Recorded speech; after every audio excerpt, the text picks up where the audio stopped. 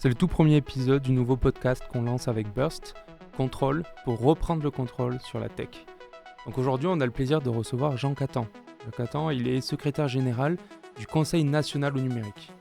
Et il nous intéresse beaucoup parce qu'on l'a rencontré il n'y a pas très longtemps. On a eu un premier échange suite à une conférence et on l'a trouvé vraiment passionnant sur son approche philosophique de la tech. Il ne veut pas traiter la technologie comme un objet technique en tant que tel, mais il pense que c'est un objet social. Évidemment, aujourd'hui, c'est un objet social, c'est ce qu'on pense aussi.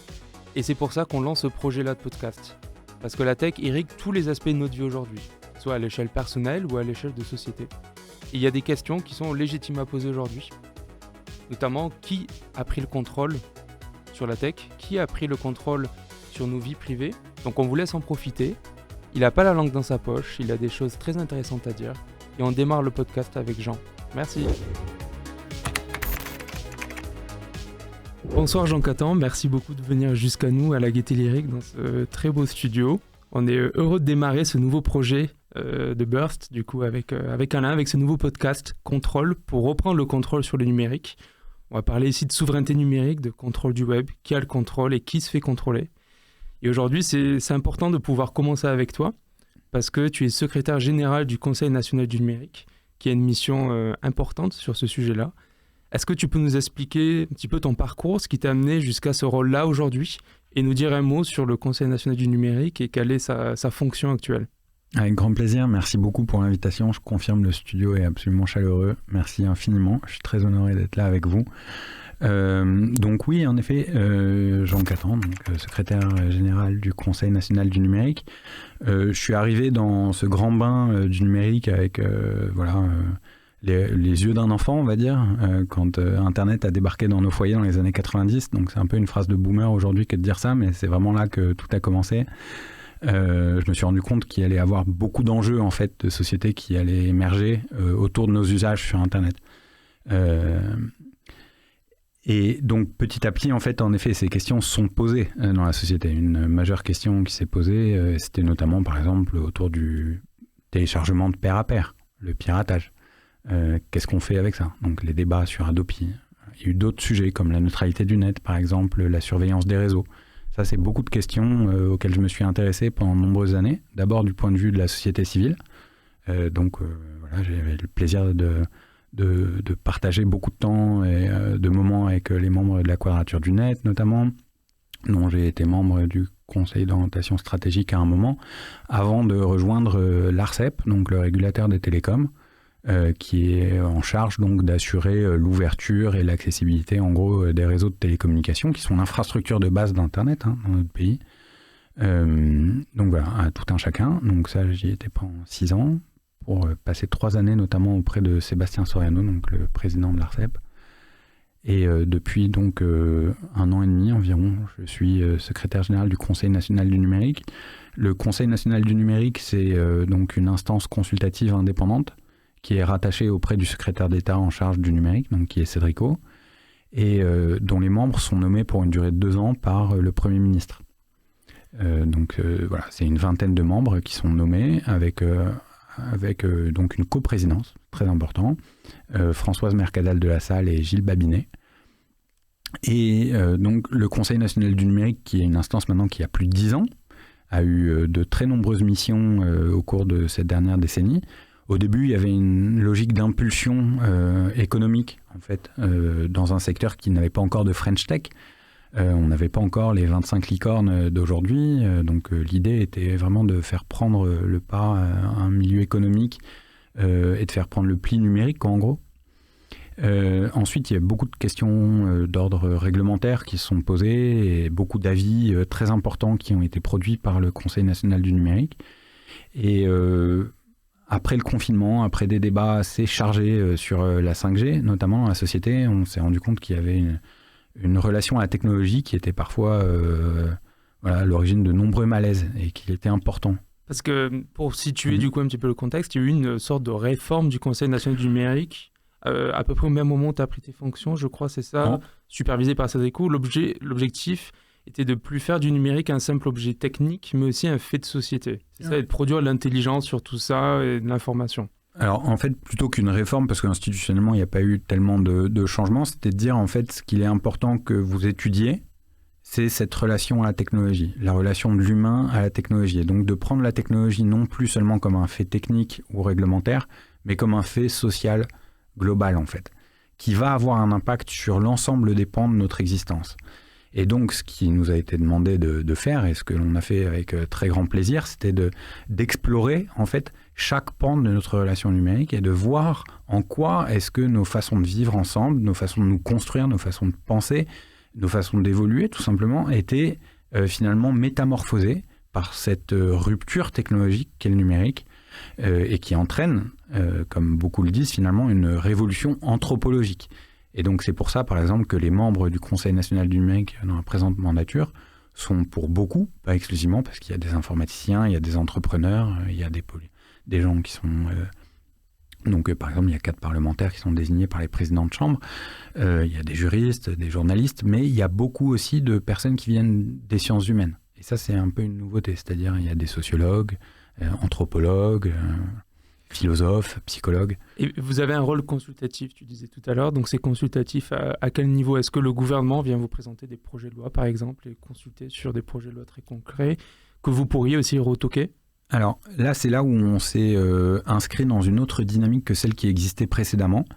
C'est-à-dire que nous ne sommes pas une mandature qui a souhaité ou insisté pour être consulté sur des projets législatifs donnés. C'est quelque chose que le gouvernement peut très bien faire, mais ce n'est pas la relation qui s'est construite sous cette mandature-là. Aussi peut-être parce que le contexte législatif s'y prêtait un petit peu moins, alors que, et on y reviendra sûrement, des textes européens étaient en cours de négociation et donc que l'enjeu réglementaire était ailleurs finalement. Et donc c'était important justement pendant qu'il y avait ces débats réglementaires au niveau européen de prendre le temps d'une réflexion qui n'est pas liée à l'actualité législative justement. Et de prendre un peu cette distance pour apprécier notre relation en tant qu'humain à la technologie. Ne pas être en réaction ne pas être en réaction en pour-contre, mais au contraire, et peut-être qu'on y reviendra, faire émerger un cadre de débat. Donc c'est-à-dire vraiment on prend notre mission avec un pas de recul et on se dit en fait ce qu'il est important de défendre comme message, c'est d'avoir un débat sur notre rapport à la technologie, d'en parler, libérer la parole. Ça c'est très important. Et alors justement, tu me fais une transition magnifique, merci. Parce que vous avez sorti un ouvrage qui s'appelle « Civilisation numérique, ouvrons le débat », dans lequel vous dressez un constat sur la situation actuelle de notre société vis-à-vis du numérique et du numérique vis-à-vis de notre société. Et à partir de la page 30, vous proposez une série d'idées pour se réapproprier le numérique. Donc qu'est-ce que ça veut dire concrètement et quelles seraient ces manières de se réapproprier le numérique aujourd'hui? Alors, il y en a 1000. Et c'est justement ça qui est absolument passionnant et qui nous offre toutes en fait une perspective qui peut être non pas de l'ordre du miracle, la technologie va nous apporter bien-être, etc., etc. C'est pas du tout de ce registre-là. C'est de se dire en fait comment est-ce qu'on va utiliser la technologie pour interroger nos façons de faire, notre rapport à la technologie, mais au-delà, nous servir de la technologie de manière réflexive, c'est-à-dire non pas seulement comme un miroir, mais comme quelque chose qui va provoquer chez nous une réflexion sur nos façons d'être. Et c'est ça finalement qu'on explore au fond. C'est de se dire, en fait aujourd'hui, il y a beaucoup de personnes qui pensent que pour apprendre le numérique, faut mettre des tablettes aux enfants à l'école, par exemple. On va dire en fait, interrogeons-nous sur cette pratique et voyons si finalement l'enfant a besoin d'une tablette devant laquelle il va être seul pour apprendre à identifier le mot chocolat, parce que c'est vraiment ce qui est proposé parfois aux élèves de maternelle, très clairement, c'est-à-dire une tablette avec une tablette de chocolat, c'est assez rigolo, en dessous plusieurs mots, dont le mot chocolat, et l'enfant doit faire l'association. Est-ce que c'est vraiment de ça dont on a envie, ou est-ce qu'on va saisir ce moment où justement on voit apparaître des objets technologiques nouveaux pour se dire, mais en fait, est-ce qu'on a vraiment besoin de ça, ou est-ce que ce dont on a besoin, c'est finalement de clés de lecture de certains narratifs, par exemple, de clés de compréhension des contenus qui me sont offerts sur Internet et qui sont tout autour de moi. Peut-être aussi savoir faire ce que vous êtes en train de faire, c'est-à-dire produire des contenus, apprendre à apprendre, apprendre à enseigner à l'autre, apprendre à faire passer un message, apprendre la controverse, apprendre à se parler. Et finalement, tout ça, ça ne passe pas forcément par les écrans, mais c'est ce à quoi invite le numérique. Et c'est ça qui est absolument fondamental, je pense. C'est saisir le numérique comme un objet qui nous amène à nous interroger nous-mêmes sur nos façons d'être.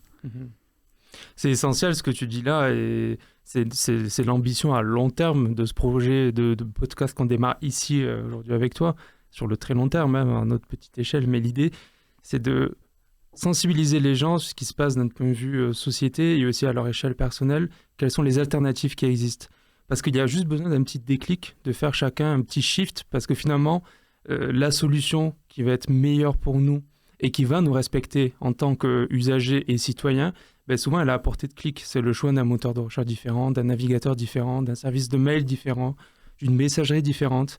Les alternatives qui sont, aujourd'hui on parle de souveraineté numérique, des alternatives qui sont souveraines, il y en a aujourd'hui, non, qui sont disponibles sur le marché grand public. Alors, moi, j'ai toujours un petit peu d'hermétisme vis-à-vis de cette notion parce qu'elle me ramène, peut-être à tort, et j'en ai tout à fait conscience, à l'idée finalement qu'il y aurait une sorte de nécessité quasi nationale dans un environnement qui, pour moi, est un brassage de création, de culture, et qui n'a pas à recevoir d'emprise finalement de la part d'une autorité en particulier, d'une nation en particulier. Donc j'ai beaucoup de mal à mettre un drapeau sur ce dont j'aurais besoin. Voilà. Déjà de base. Donc je me réapproprie la notion de souveraineté en me disant finalement qu'est-ce qui va et donc la notion que vous avancez de contrôle, pour dire en fait qu'est-ce qui va me permettre d'avancer sur un chemin que j'estime heureux. Moi, c'est pas un cloud français qui va me rendre plus heureux, en fait. Enfin, c'est pas ça. Ce qui va me rendre plus heureux, finalement, c'est d'apprendre à faire des choses. Par exemple, aujourd'hui, au Conseil national du numérique, on a lancé un observatoire sur le numérique dans le conflit en Ukraine, donc qui est un sujet qui nous dépossède tous, finalement. On se demande tous un petit peu qu'est-ce qu'on peut faire, Bon, bah, c'est finalement se saisir de ce moment qui est un moment difficile que l'on vit ensemble, pour peut-être partager de la connaissance, s'interroger finalement sur les informations que l'on reçoit, les mettre en partage, par exemple sur Wikipédia, aujourd'hui contribuer à Wikipédia sur les pages qui recensent, disons, les faits, les éléments nécessaires à la compréhension du conflit. Ça, je trouve que c'est important, et c'est ce qui me permet de reprendre le contrôle dans un environnement finalement où sinon je me fais complètement submerger d'informations qui sont dramatiques, mais sur lesquelles finalement je n'ai aucune prise et dans lesquelles je me retrouve complètement noyé. Ce qu'Internet m'offre par exemple à travers Wikipédia, c'est la capacité d'y voir non seulement plus clair, mais aussi de mettre sur le papier, moi, à la disposition de tous, ce que je perçois dans ce tumulte parfois très violent d'informations. Et donc, en contribuant à une encyclopédie par exemple, j'ai envie de dire, je reprends un petit peu de ma souveraineté. Et je partage une information que j'ai générée moi sur une encyclopédie partagée. C'est là que je place ma souveraineté finalement. Et ma reprise de contrôle dans un torrent de violence et de choses très difficiles finalement. Eh bien, rien que de faire ça, ajouter ces quelques lignes sur Wikipédia, finalement, ça me pose. Je participe à quelque chose de collectif en dehors de la maîtrise d'une nation ou d'une entreprise. Et c'est là où moi je place mon contrôle et ma souveraineté. Et ça veut dire beaucoup plus ce que tu disais, qu'est-ce qui nous rend heureux finalement, c'est la question, ça doit être le postulat de base. Et j'ai beaucoup aimé quand on en parlait un petit peu avant, que tu expliquais, tu faisais le parallèle avec, je crois que c'est un des premiers articles de la Constitution qui pose le truc et qui dit qu'en gros l'objectif de tout ça, c'est d'abord de rendre le citoyen heureux et ce qui en découle ensuite. Et c'est vrai que tu parles d'un cloud français, c'est pas ça qui va me rendre heureux. On est peut-être un peu trop obsédé par ces questions purement techniques. Est-ce que c'est hébergé français? Est-ce que c'est du logiciel français ou du logiciel européen? Est-ce qu'il y a le Privacy Shield? Est-ce qu'il y a le DMA, DSA? Enfin, on s'y perd dans tout ça. Et finalement, les questions essentielles ne sont pas posées. Voilà. Alors, c'est donc en effet la dernière phrase du préambule de la Déclaration des droits de l'homme et du citoyen, qui est intégrée à notre bloc de constitutionnalité, mais qui se termine en fait par cette finalité qui est poursuivie à travers la Déclaration des droits de l'homme, qui est quelque chose qui pourrait paraître complètement nié aujourd'hui, mais qui est pour moi absolument fondamental et qui l'était apparemment pour les rédacteurs de la Déclaration des droits de l'homme et du citoyen, qui est finalement la recherche du bonheur de tous. Et qu'une déclaration de droit se finisse par cette perspective-là, et le fait clairement énoncé que cette perspective doit être servie par la déclaration de droits est pour moi absolument fondamentale, parce que ça nous replace dans cette recherche finalement de ce qui vraiment nous fera du bien. Et de partir de là, pour moi, c'est absolument déterminant. Si on prend le sujet sous un angle technique, on n'en sortira pas. Jamais on pourra vraiment s'épanouir dans un débat sur quelque chose vraiment qui sera finalement une tête d'épingle et qui aura beaucoup de chances de passer à côté de nos aspirations réelles. Donc demandons-nous finalement à quoi aspirons-nous et essayons de tracer le chemin qui, ici dans l'environnement numérique ou là à la Gaîté Lyrique, finalement nous permettra de parvenir à nos finalités. Tout ce qu'on se dit là, finalement, c'est lié aux pratiques commerciales des big tech qui sont en mesure d'influencer nos comportements, d'influencer notre psyché, notre humeur, nos pulsions. Ça a été fait à des fins commerciales, ça a été fait aussi à des fins politiques et d'influence de société, on l'a vu. Il y a une perte de l'attention. L'attention a été capturée par ces outils-là. C'est ce que Bruno appelle très joliment la civilisation du poisson rouge. Comment on fait pour résister à tout ça aujourd'hui ?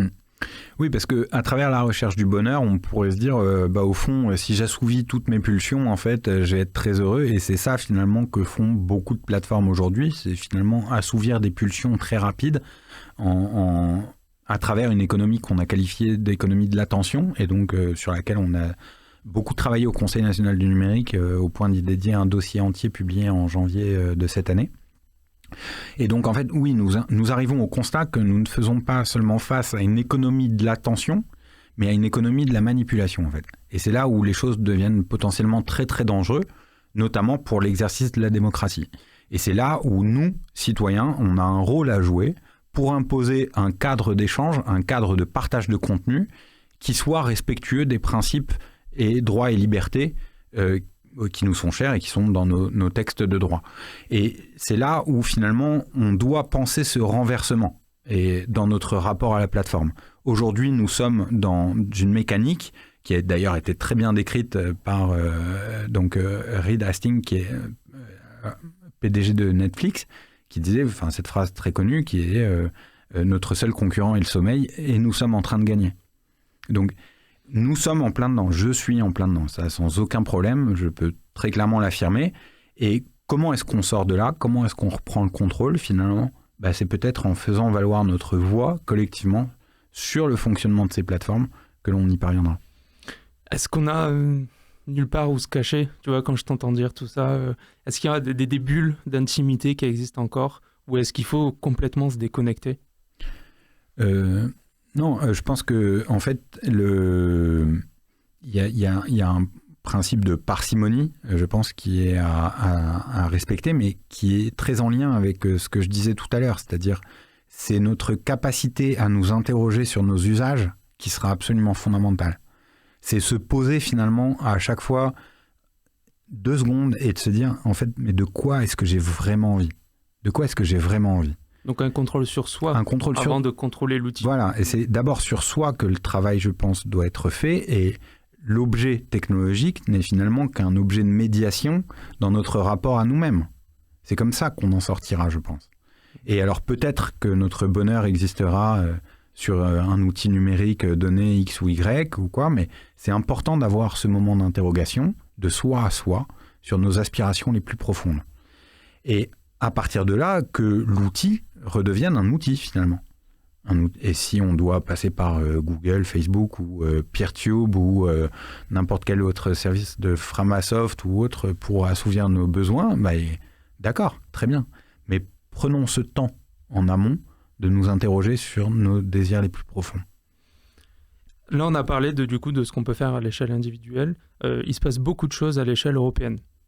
Est-ce qu'il n'est pas trop tard ? Est-ce que l'Europe peut rattraper le retard sur les big tech ou au moins reprendre le contrôle sur les big tech ? Alors, donc on a en effet beaucoup défendu l'idée que la voie réglementaire était nécessaire pour asseoir une forme de contrôle sur des entreprises qui avaient pris le contrôle sur nos vies finalement. C'est une voie que l'on a portée pendant de nombreuses années jusqu'à ce que finalement les choses soient entendues à Bruxelles et que des textes réglementaires soient mis sur la table en fin d'année 2020.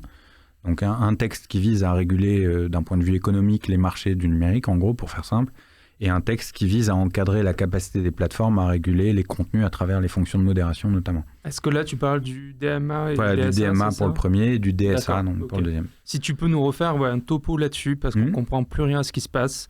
Ça bouge en permanence. Il y a encore une semaine ou deux, ça avait l'air génial. Et puis là, je vois que tout le monde s'insurge. Ah bon ? Oui. Alors, en fait, c'est une longue histoire, mais c'est un petit peu difficile de résumer ça en 2 secondes. Mais en gros, on s'est rendu compte que sur Internet, qui était dans un idéal peut-être qui n'a jamais existé, mais toujours dans certains esprits, un espace de libre innovation, finalement d'innovation libre et ouverte, finalement, en fait, il y avait quelques entreprises qui avaient repris le contrôle sur ces espaces d'échange. Donc, en particulier les GAFA, mais au-delà, peut-être certaines autres entreprises. Et donc, il fallait réintroduire de l'ouverture, en fait, sur ces marchés en fournissant la capacité à tout un chacun d'innover et de proposer des services alternatifs à ceux qui sont proposés par ces quelques entreprises. Donc, si je vous prends par exemple mon téléphone, aujourd'hui, il est assez difficile d'installer une application qui n'est pas, en fait, sélectionnée, autorisée par un App Store. Et donc ça, c'est quelque chose aujourd'hui qui va sauter avec ce premier texte, par exemple. C'est la capacité, finalement, d'installer des applications, si elles sont assez sûres, en provenance de n'importe où, finalement. Donc ça, c'est une grosse ouverture, par exemple, concrètement. Sur un iPhone, tu pourras avoir le Play Store, et pareil, sur un Android, tu pourras avoir l'App Store. Alors, ou sinon, plein d'autres. C'est-à-dire qu'aujourd'hui, vous avez déjà F-Droid, par exemple, qui est un magasin d'applications alternatives. Vous pouvez assez facilement le faire sur Android, mais c'est toujours un petit peu déconseillé par les constructeurs, par Google, etc. Et c'est encore plus compliqué sur Apple. Mais demain, potentiellement, et c'est là où le truc peut nous éclater un petit peu à la tête, c'est que potentiellement, en fait, Netflix peut aussi devenir un App Store. C'est-à-dire que d'ores et déjà aujourd'hui, quand vous allez sur Netflix, vous avez des jeux qui vous sont proposés. Et ces jeux qui sont téléchargeables gratuitement à travers le Play Store aujourd'hui, on peut très bien imaginer que demain soit accessible directement depuis Netflix et que Netflix se transforme en App Store. Donc si ça se trouve, en fait, avec ce texte, à travers toutes nos bonnes intentions, on est en train de faire, si ça se trouve, des géants encore plus grands. Et toute la question est de savoir, est-ce qu'on va avoir les outils nécessaires dans ce texte qui est en discussion pour traiter des problèmes de demain ? Est-ce que le texte sera résistant à l'épreuve du temps ? Et c'est là où, en effet, on peut avoir quelques doutes parce qu'en fait, on a placé en face des GAFA, qui sont les plus grandes entreprises qu'on ait connues sur Terre, finalement, la Commission européenne, avec, à terme, en 2025, 80 personnes qui vont devoir examiner tous les comportements prohibés dans ce texte, partout en Europe. Et c'est là où on se dit, en fait, peut-être que la force du collectif, de toutes les autorités nationales ou des citoyens, etc., pourrait être mobilisée à meilleur escient dans cet édifice institutionnel de régulation des comportements abusifs de demain. Concernant le Privacy Shield, je ne sais pas si c'est discuté dans ces textes-là, l'évolution du transfert des données personnelles européennes, il n'existe plus, il n'est plus en vigueur, on est d'accord ? Alors, donc ça c'est en fait une aussi longue histoire, mais c'est un vraiment tout autre sujet pour le coup, et c'est vraiment un autre texte. En fait, le truc à la base, c'était de se dire, on a des droits et libertés en Europe, d'accord ? Donc un droit des données personnelles qui était dans la loi informatique et liberté depuis 1978. Et en fait, très très tôt, on a fait ce qu'on a appelé le Safe Harbor, c'est-à-dire qu'on a considéré que dans certaines zones géographiques, en l'occurrence les États-Unis, on pouvait considérer que le respect des données personnelles finalement était de même niveau et que donc on pouvait considérer que le traitement effectué aux États-Unis finalement répondait aux principes que l'on s'est fixé en Europe. Et donc, on a constitué ce port sûr, donc le Safe Harbor, tout autour de la zone atlantique. Ce texte est tombé parce qu'en fait, on s'est rendu compte qu'il n'y avait pas assez de garanties aux États-Unis contre de possibles intrusions, disons, des services de renseignement américains et donc d'exploitation par ces services des données des Européens. Et donc, les protections que l'on considérait comme étant garanties, en fait, n'étaient pas là.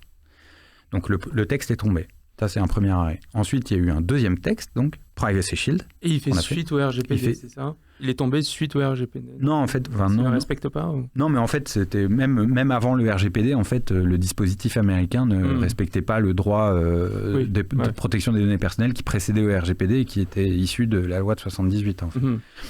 Mais juste après le Safe Harbor, donc on a fait le Privacy Shield, qui était à peu près grosso modo la même chose. Et là, en fait, on s'est rendu compte, c'est surtout finalement les révélations d'Edward Snowden qui ont beaucoup aidé dans cette guérilla juridique à rendre compte du fait que finalement, en fait, les données des Européens étaient potentiellement complètement accessibles aux services de renseignement américains sans aucun contrôle. Et c'est cette question du contrôle, donc sur les services de renseignement, qui s'est posée et qui a fait tomber le Privacy Shield.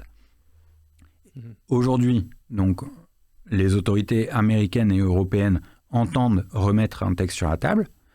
Maintenant, la seule garantie qui est demandée, c'est finalement un contrôle par une entité indépendante sur les modalités d'accès par les services de renseignement sur nos données lorsqu'elles sont traitées par notamment des entreprises américaines ou quoi. Mais c'est trop tard tout ça, non? Enfin, quand tu lis le bouquin de Shoshana Zuboff, Capitalisme de surveillance, les big tech sont plugués directement à la NSA, ils ont tout est plugué. Quelles pourraient être les futures tech structurantes, selon toi, dans un futur proche? En fait, je suis très content de ne pas le savoir. Et c'est aussi pour moi la mission d'une autorité publique que de réguler pour l'inconnu. Ça doit être ça le sens que l'on doit donner aussi à l'action publique. Et ça, c'est difficilement entendable parce que ça fait peur. Mais c'est en fait se dire, en fait, je régule pour laisser venir des innovations que je ne connais pas, mais que je vais pouvoir choisir une fois qu'elles seront présentées à moi. Mais je dois laisser advenir ce que je ne connais pas aujourd'hui. Et c'est finalement ça la richesse du truc. C'est quand on a tous vu arriver des... Waouh, c'est dingue, on peut faire ça, j'y avais jamais pensé. C'est ça qu'a apporté Internet dans nos foyers. C'est tout ce monde inconnu d'usage, d'interaction. Moi, je me souviens quand on était sur ICQ, donc un logiciel pour partager et parler ensemble, de voir l'autre écrire en face, en direct, comme sur un pad Framasoft aujourd'hui. Voilà, c'était quelque chose de magique. C'était quelque chose de magique. Je ne pouvais pas l'imaginer avant de le voir. Moi, c'est pour ça qu'on doit réguler, je pense. Donc, et c'est pour ça que j'insiste sur la recherche en amont. C'est pour ça que j'insiste sur finalement la perspective heureuse que l'on va poursuivre à l'échelle individuelle et collective, et non pas sur les outils techniques tels qu'ils existent aujourd'hui, finalement. C'est ça la dissociation, je pense qu'il faut faire. C'est super. J'aime beaucoup cette interview. Et une question plus personnelle. Qu'est-ce que tu fais, toi, à ton échelle? Qu'est-ce que tu as fait vis-à-vis de la technologie qui t'entoure, qui irrigue ta vie comme nous tous, pour reprendre le contrôle un petit peu sur tout ça, dans tes choix d'usage ou peut-être dans ta manière de te contrôler toi-même sur ton usage numérique? C'est un truc très bête qui est redit beaucoup, mais qui change beaucoup de choses quand même. C'est de ne pas faire entrer le téléphone dans la chambre. Ouais. Ça, c'est un truc bête et méchant. Et je m'en veux un peu de dire ça parce que c'est un rapport assez négatif à cet outil qui finalement est un outil qui nous apporte beaucoup de plaisir par ailleurs. Mais je pense qu'il est important de préserver une chose quand même, c'est notre sommeil. Et du coup, tu as acheté un réveil qui fait beaucoup de bruit le matin? Alors, j'ai un réveil qui fait beaucoup de bruit, mais j'ai surtout un enfant qui se réveille. Donc ça sera... Ça aide aussi. Ça aide aussi, oui. Donc voilà, non, mais blague à part, oui, le réveil est important et je pense que voilà, pour préserver cette relation de soi à soi, mais de soi à l'autre aussi, je pense qu'il est important de créer ces espaces qui nous laissent libres de faire autre chose.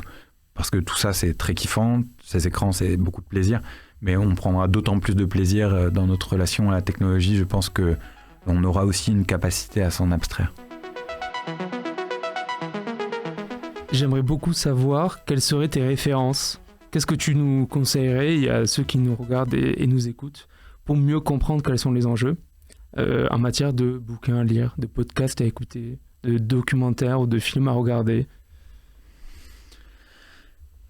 Voilà. Il y en a tellement. Un livre qui ne soit pas un livre juridique ou technique, qui revient sur une histoire. J'ai le droit à 2 livres ou pas? Ah oui. C'est un peu même si tu veux. C'est un peu même. Bon, c'est un peu du même ton. C'est donc. C'est le livre de Pierre Ducrozet, donc L'invention des corps, qui revient sur toutes ces années en fait d'émergence de ces technologies dans un environnement qui était l'environnement des universités américaines des premiers milieux finalement de ce qui deviendront les pirates, les hackers ou tout ce qu'on veut, de ces babacools, mais financés par les armées, etc. Donc c'est sur toute cette époque, en fait, où on voit émerger ces technologies dans l'environnement américain. Et ensuite, c'est le livre donc, d'Aurélien Bélanger, donc sur l'histoire en fait, de Xavier Niel. Donc, et là, alors, c'est vraiment la honte. Théorie de l'information. Ouais, je crois. Ouais. C'est ça ? Il n'y a pas autoroute de l'information aussi dans Non, ça c'est Bill Gates. Ok. Mais, non, donc voilà. Et ça, en plus, je l'ai dans ma bibliothèque. Ça, c'est un livre absolument fantastique sur justement comment est-ce que une personne qui a été bercée aussi dans cet environnement, à démonter, remonter du matériel, la prise de contrôle sur l'outil en lui-même, qui laisse penser l'enfant qu'il peut utiliser la technologie pour faire ce qu'il veut faire. Alors après, il a fait plein de choses plus ou moins saines, disons, mais ensuite, il a proposé des innovations et qui ont finalement changé nos vies et notre rapport finalement de l'un à l'autre. Et ça, je trouve ça absolument fantastique de partir de l'enfant qui va manipuler un outil fait de plastique et de métal pour se l'approprier et dire, en fait, je vais proposer quelque chose au monde qui va changer la vie mais de tout un chacun pour des années et des années. Ça, je trouve ça absolument fantastique. Tout part de là, en fait, de notre premier rapport à l'outil et à la sphère numérique. Quoi. Exactement, ouais. Du premier contact, et c'est d'ailleurs par ça que commence Civilisation numérique. Donc le livre, c'est Est-ce que vous vous souvenez de votre première fois ? Merci beaucoup pour cette superbe interview, c'était très cool, très intéressant. Merci à vous, c'est un vrai plaisir. Merci, puis on se revoit peut-être bientôt pour un prochain épisode. Avec très très grand plaisir. Merci Jean, bravo. À plus. Merci à vous. Salut.